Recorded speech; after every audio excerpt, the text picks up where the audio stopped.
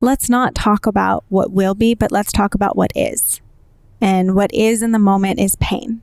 And what is in the moment is hard and grief and something that only you know what you're experiencing.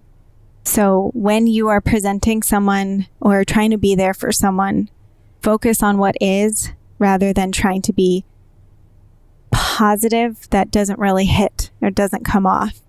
And it can be a very toxic place for someone who's trying to process and grieve in the moment.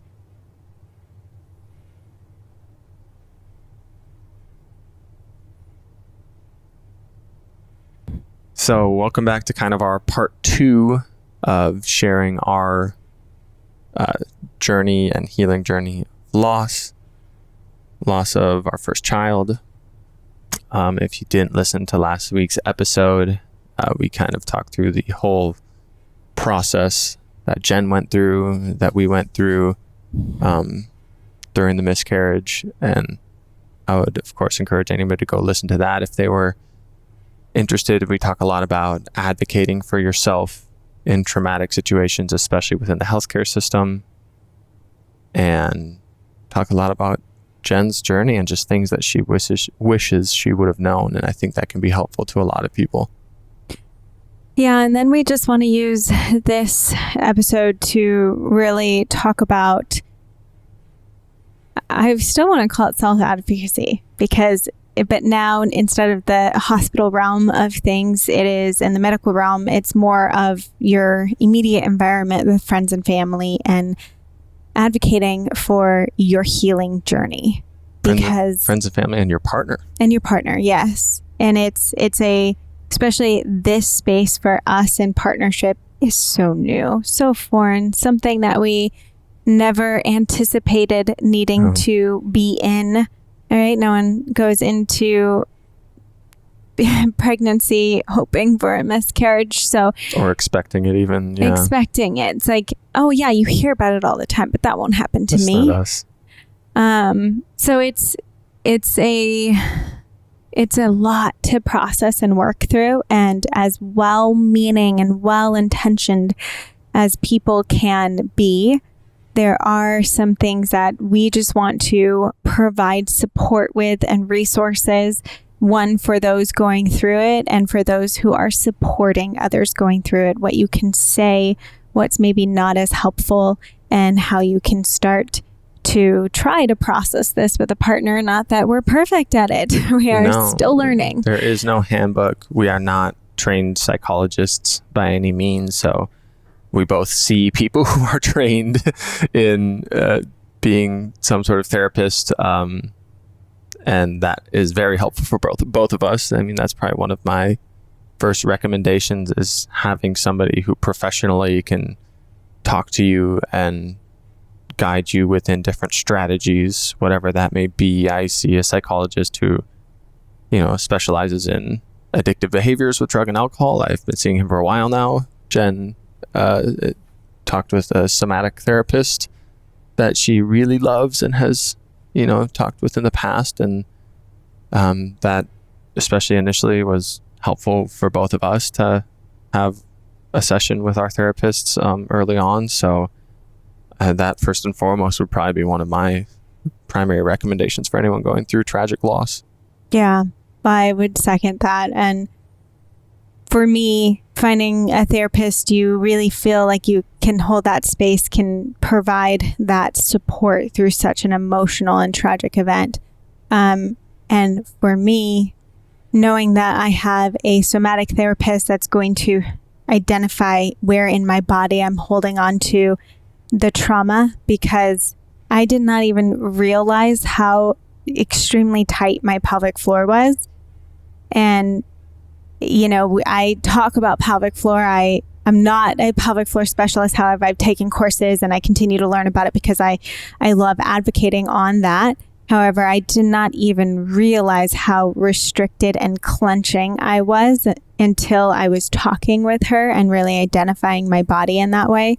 And to be honest, she's a woman who's been through it. And that's my second piece of advice is, yes, the therapist, and then having the support from people who have been through it. So if you don't immediately know someone who's been through it, you can find support groups online.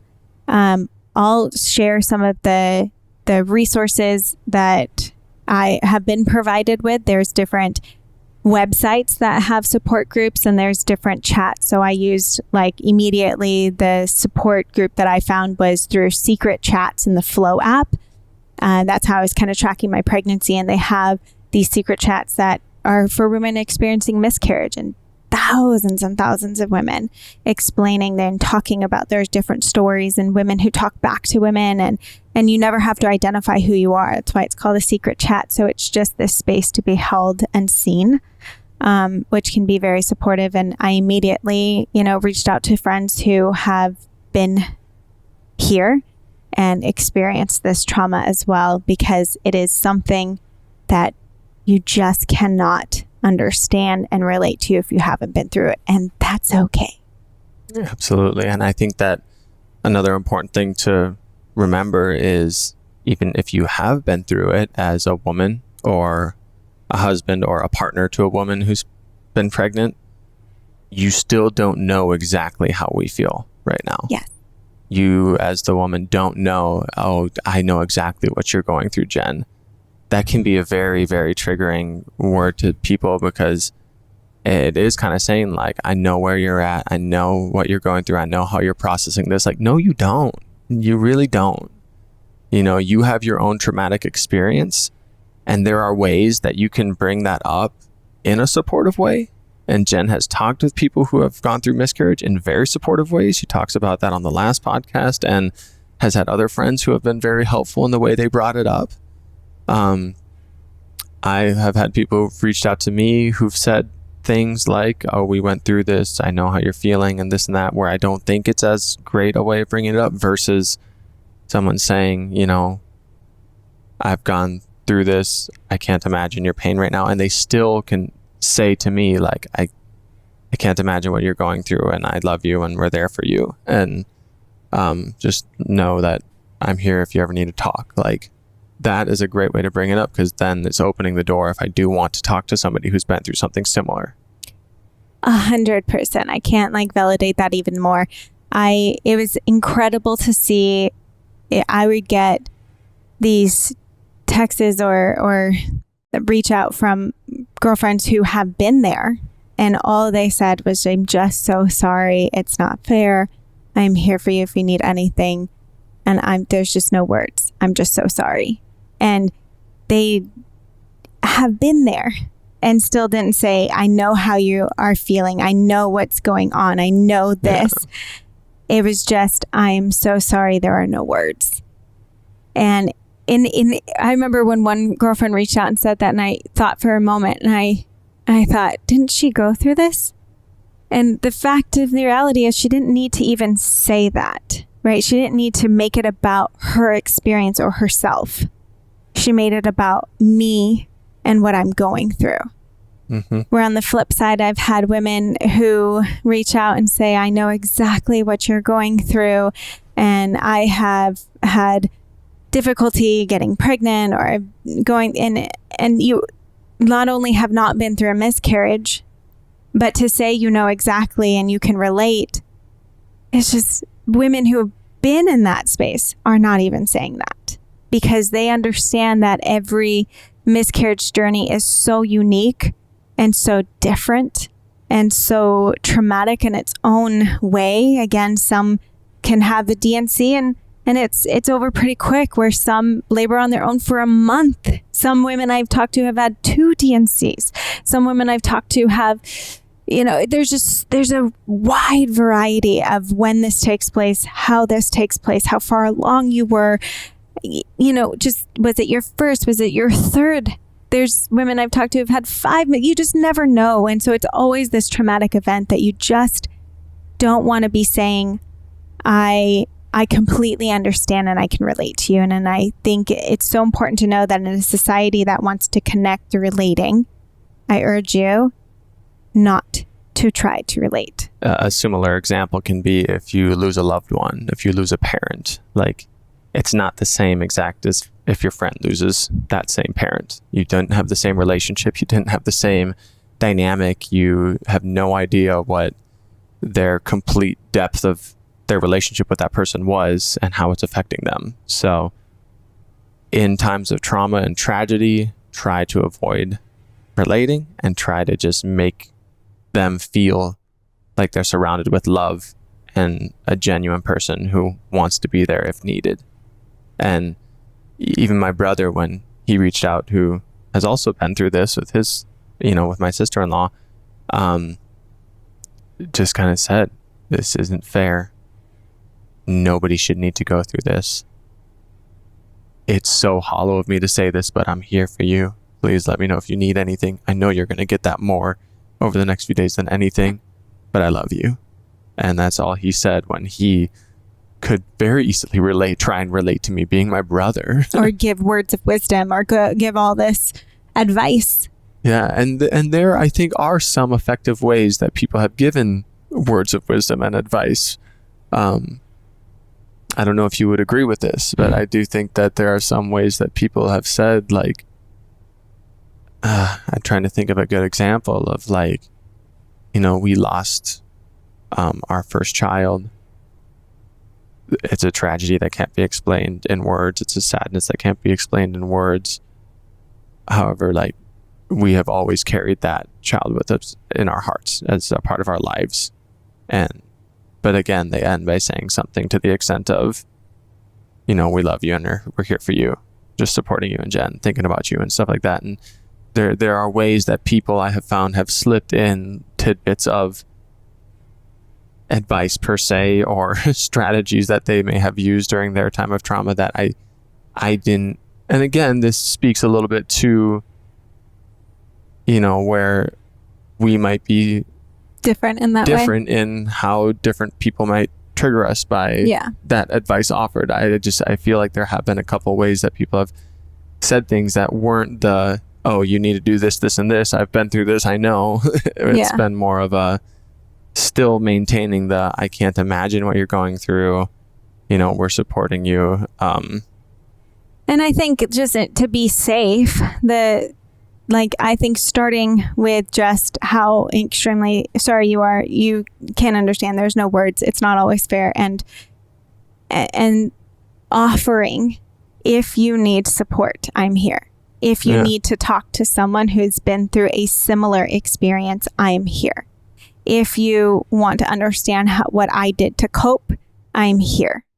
And I think that was a very beneficial thing because it allowed me, if I want to seek more, I know I have your support. If I need advice as to how you moved through, I can see what strategies you used rather than just piling it on me and expecting that it's going to be useful. I don't know that it's going to be useful. And so I did go through, I had an Instagram box where I said, I know I'm not the only one who's unfortunately experienced this, so drop any resources that you found helpful for yourself and I'll share them with everyone. And oh my goodness, first of all, so many resources were shared. There's so many resources that I went through. And I really took the time to look at the websites, to look at the people that people recommended, to look at the books. I took the time I wanted to understand and see it all before I just gave the information, which is saved on. So if you go to DocJenFit on my Instagram, the highlight bubble is called Miscarriage, and I saved it there so that the stories can live and there's a suggested resource. But what I told people, I said, if you're not going through it, but you know someone who is, you can tell them as a suggested resource if they want to hear from someone who's been through it. But it doesn't have to be, go do this, go do that. Look at this. Everyone on their own time. And if you offer them that there is a space and you might have a resource that can help, allow them to come to you. I think that's been my biggest thing. And also when people text and tell us no need to respond. That's a big one. Yeah, just putting out there like, no need to respond. I know that you two need to take time to heal. I just want to let you know I'm here. All right. I just want to let you know I love you. I mean, honestly, my biggest thing, like, you can never go wrong with saying, I can't imagine. I'm here for you. I love you. Done. That, for me, and I think for Jen, will always land well. You don't run a risk of overstepping or anything like that. And you don't make it about you needing to hear a response or hear the story or talk. I've actively been avoiding calls, which, sorry to my friends out there, but not sorry, because I know that in my heart space and in my current environment, my self-advocacy for healing is that I have found I early on allowed women in who I love so, so, so much and are a huge part of my life, but don't understand and haven't been through it, and realizing so quickly they don't know how to be here for me. And that's okay.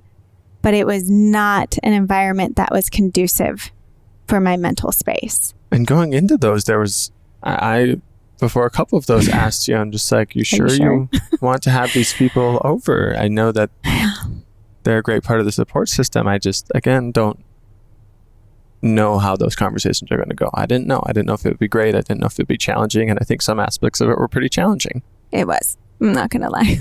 So I learned very quickly, and that is okay. I think, and another thing my sister-in-law said that I appreciated too, she asked people not to bring it up, not to say, I'm so sorry or have pity or anything, unless I came to you and was ready to talk. And I think that's a huge thing as well, and something my therapist and I talked about, rather than reactively telling people what's wrong and what not to say, but presenting what you need first, so that you don't run into these triggers or people who are going to say the wrong thing or ask the wrong thing. And I think that's a super important thing, where at the beginning you kind of talked about, like, this is also a talk about advocating for yourself and what's best for you in the healing journey, and not feeling bad when you need to say to someone, hey, can you please let me come to you if I need anything?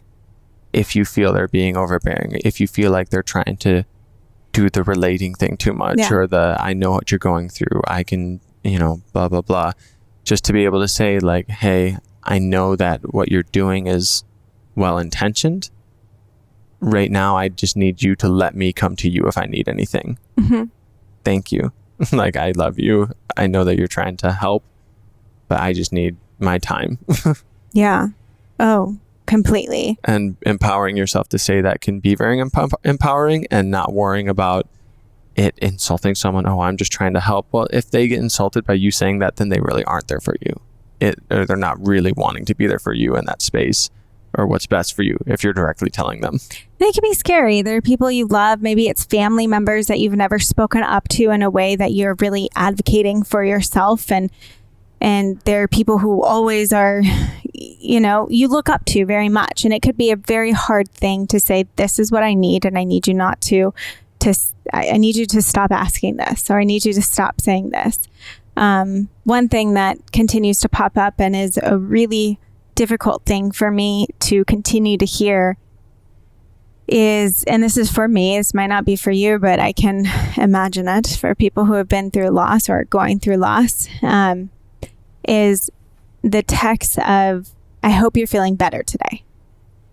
And again, well-intentioned, right? But what does that mean?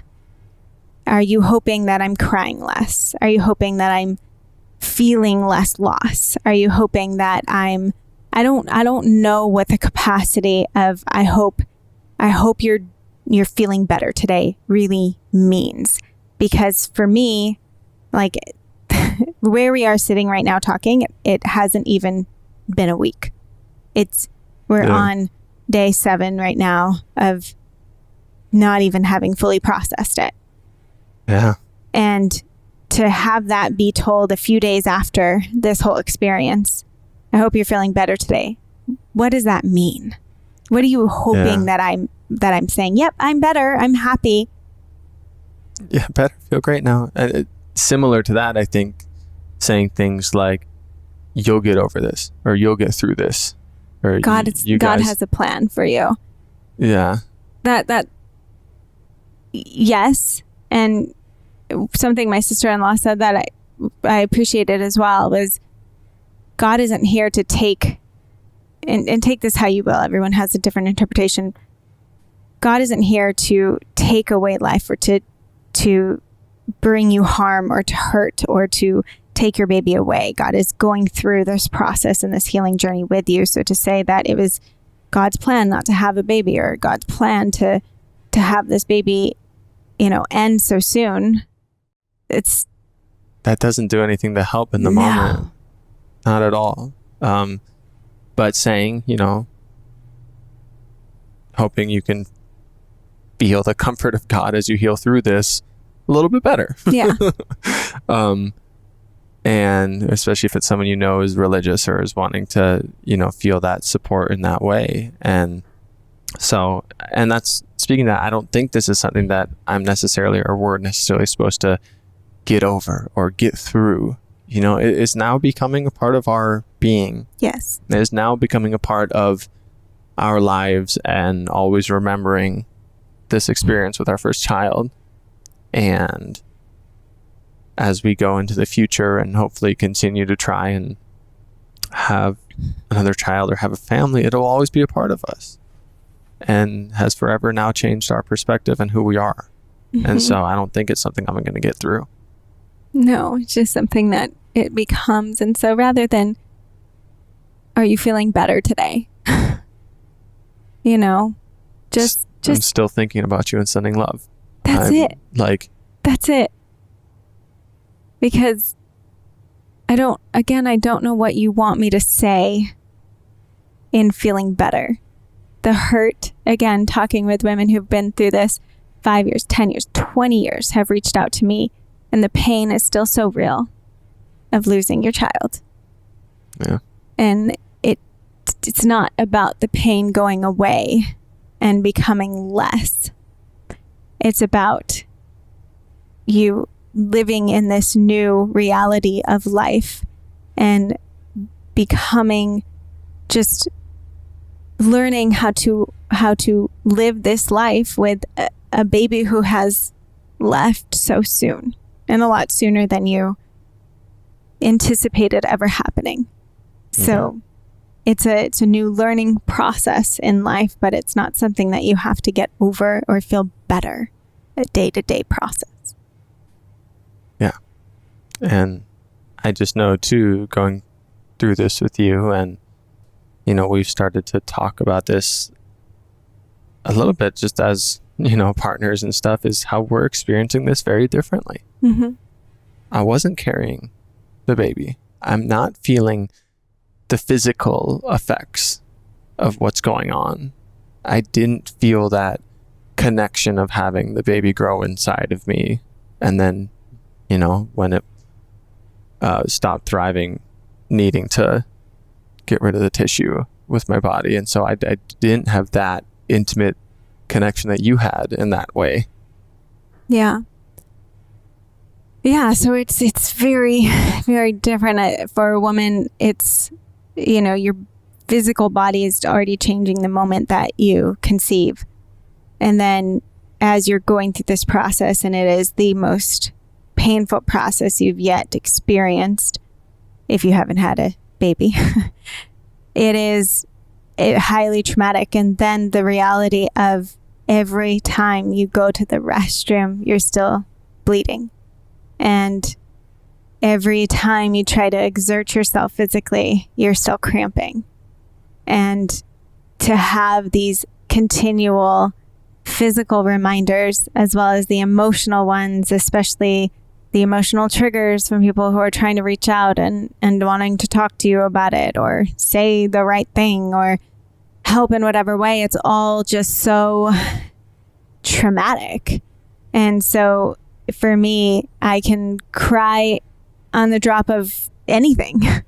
And especially in that first few days, especially being around people who all they were doing were talking about their kids, it was not an environment I could be around. It was it was the worst environment for me to be around. Literally, I was in a place where 3 days after this happened, and all people were talking about were their children, knowing that I lost my first child. It was the worst environment that I could have ever put myself in, but I had to. And no one can understand that. It's not on them. It's not their bad. It's not they're wrong. I want to choose in the beginning to put myself in an environment that I can really heal in. And I don't have to be triggered in, because it's not going to be conducive to my healing. If I'm feeling reactive, if I'm just crying the entire time, if I'm whatever. And so it is a little hard, and it's just different. Like, I don't see Dom crying all the time. He doesn't have those physical reminders. He's not in the body experiencing it. And sometimes that was honestly very difficult for me. It's really difficult to be like I heard one conversation where it was like someone asked about it, and then I felt like 5 minutes later you laughed about something, and I was like, how can he laugh? And I come off of that call and can immediately tell that I done fucked up about something. I'm kidding. Sorry, I normally don't swear like that on these podcasts, but I don't care actually. But it is where the way that your partner is responding when it doesn't necessarily match up to how you're feeling, it can be tough. And I talk in the first podcast we did on this about how I'm feeling a lot of frustration and anger. I'm still working through the frustration of not being able to be there with you through it. I'm still frustrated with how hospitals work. That's been one of my primary frustrations in life. That's why we do what we do. And then going through it and being on the receiving end of what we think could be better, super frustrating. And the fact that I wasn't able to be there with you during all of it and ask questions and support in a little bit different way, in a way that I think could have been better, it has been frustrating. And I'm also frustrated that anger is preventing me from, I think, feeling as much sadness as I could be feeling right now. I haven't worded it exactly like that, but yeah, I'm sad, Yeah.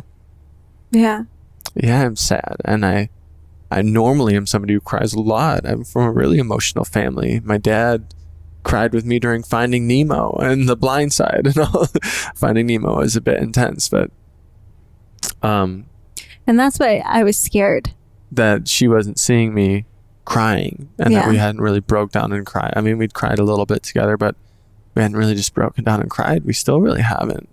And I want that. I do. I feel so sad. And I feel such a sense of loss. And so being able to communicate with you, being able to communicate with your partner about that is paramount, because you don't know why they might be acting a certain way. You don't know why it might not match up with exactly how you're acting or feeling. Mm-hmm.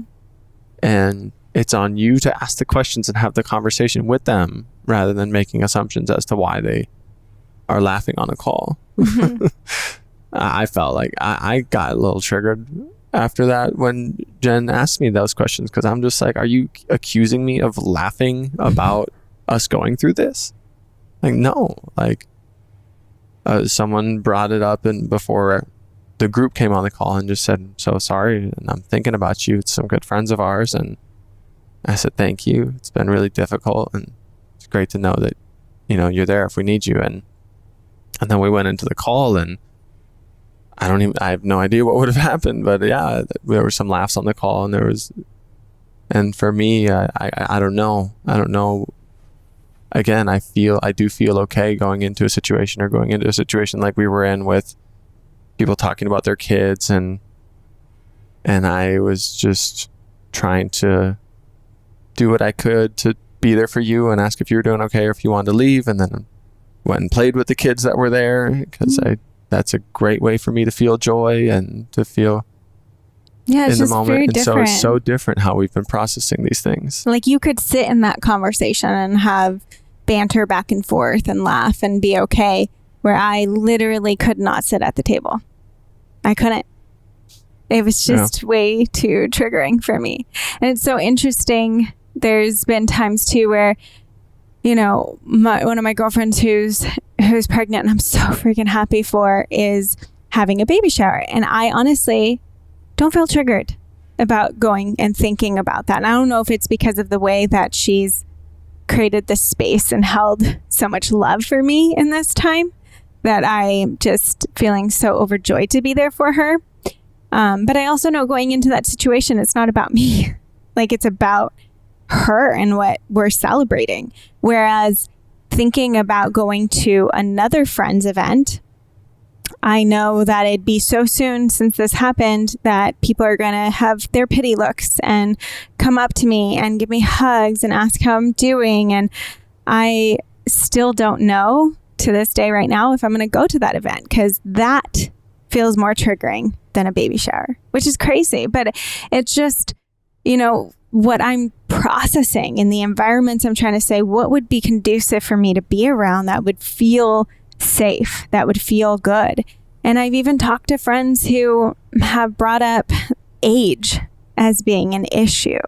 Or there's been DMs about, well, did you see how much the vaccine is bumping up miscarriage rates? And all of these things that are so not helpful and so sad, because you are placing blame on the woman without trying to, but you are. Because you're too old and people who are older have more miscarriages, or because you got the vaccine and that caused your miscarriage. Like, what does that help? What does that help? Nothing at all. And I always love to be the person who's looking at the possibilities of things. So if I say, well, I know women who are much older than me and having healthy babies, so it's possible. So don't tell me that my age is what's holding me back. I know women who have the vaccine and are boosted and are completely having healthy babies. So again, don't tell me that that's the issue. And it's not. Like, it doesn't help to create barriers. It doesn't help when someone is in the process of something. And I don't like, it's my worst thing. It's like when someone comes in with pain and is telling me, well, my doctor said I'm too old, so I shouldn't be riding my bike anymore. And I'm like, let's look at the 80-year-old who's riding bikes and doesn't have any pain. Riding bikes and running marathons. Yeah. No. I like to look at the possibility of what's possible rather than the thing that's hindering me and potentially holding me back. We cannot say what went wrong. I have zero idea why this baby didn't make it, and that's okay. And I have to live with what is right now rather than thinking what potentially could have happened. Obviously, I'm always going to be looking to be my best and to say, okay, what else can I do to create a better environment internally to create life? But to bring up these barriers that you cannot dictate that is the reason does not help someone through a healing process. No, absolutely not. And so I know that we've been going through a lot, and a lot of what we're bringing up now is our opinions and our personal feelings. Totally. And the two and of us raw and in it. And the two of us aren't exactly the same in how, nor should we be, and how we process things and how we experience things. But just understanding that there are ways to set up your environment for more conducive healing and to put yourself in situations that might support rather than prod at your traumas. To set boundaries with people who may be saying things that are slightly triggering, in a way that can be constructive and can continue to recruit them in as part of your healing community. And if you are reaching out to someone who's going through this, hopefully you picked up a pointer or two on how to really be there for somebody in a way that will be supportive and hopefully not triggering to them in any way. Yeah, I think something that someone else brought up to me was toxic positivity and trying to be so positive. Oh, this one wasn't meant to be, the next one will be. Let's not talk about what will be, but let's talk about what is. And what is in the moment is pain. And what is in the moment is hard and grief and something that only you know what you're experiencing. So when you are presenting someone or trying to be there for someone, focus on what is rather than trying to be positive. That doesn't really hit or doesn't come off. And it can be a very toxic place for someone who's trying to process and grieve in the moment. I remember when Shawn Johnson was talking about her process, and because it doesn't get talked about enough, she felt like, do I even have the allowance to grieve?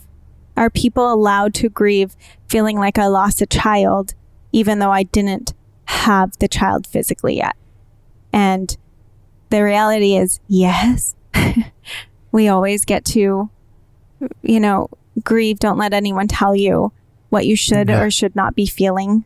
And if they are trying to, then you get to create space.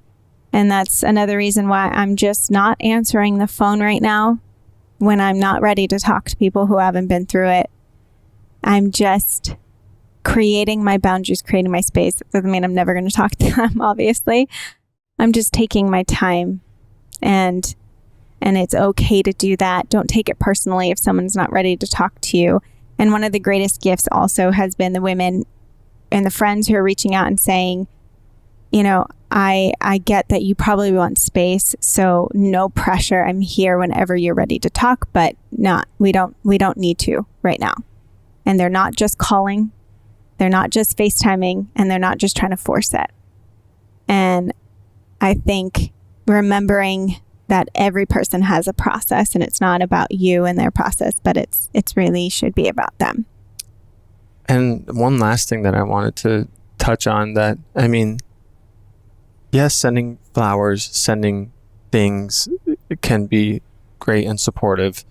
And we've had incredible friends. The thing that kind of my brother, I mentioned, brought up, like, this is so hollow just to say, like, let me know if there's anything you need. Because you'll hear that more than you care to when you're going through a trauma or a tragedy.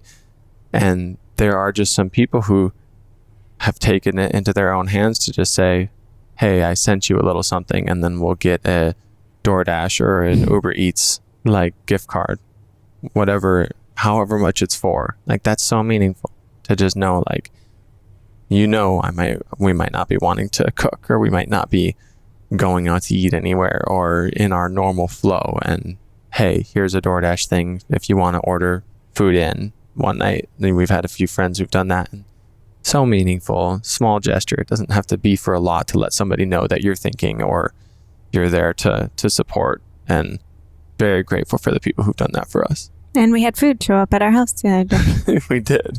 And it was perfect because I was craving Mexican food. Hannah Bauer, bless her heart, yes, just all of a sudden sent Mexican food right to our door. I'm like, how did she even know? A torta has never tasted so delicious. So allow yourself to be supported. I think but do it in a way that you need. If people have asked for my address, I've just given it, obviously, to friends, not just to random people.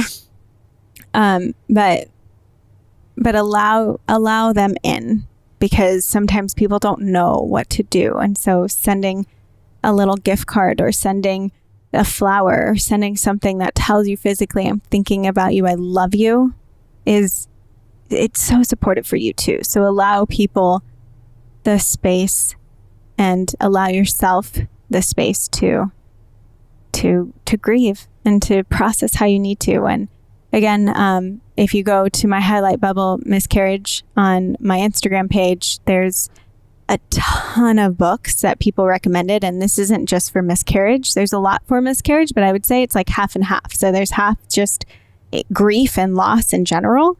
And then there's half specifically talking into pregnancy loss. So there's many valuable resources. Even some of the links have gift bundles. So if you're someone who's looking to provide something for someone, you don't know what to do, and you're like, should I just send flowers? Is that empty?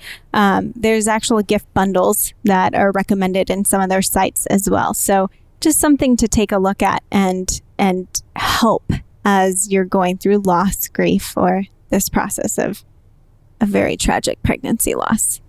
And I will just say one last thing. The last thing that I remember reading is Do not be that person who's like, oh, well, at least you have another kid, so it's okay that you lost this one. Whew. Toxic positivity at its highest right there. At least you have another kid to take your mind off this. No, doesn't work that way. Still a loss of a child.